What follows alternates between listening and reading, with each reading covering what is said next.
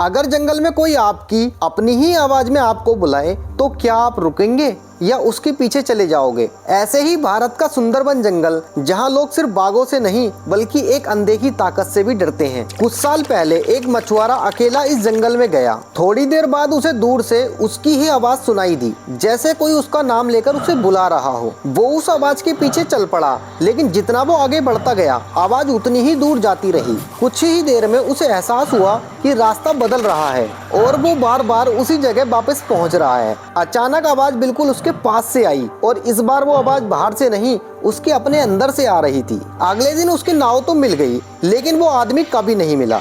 गांव वाले कहते हैं, सुंदरबन जंगल में अगर आपकी अपनी आवाज आपको बुलाए तो कभी भी उसका जवाब मत देना।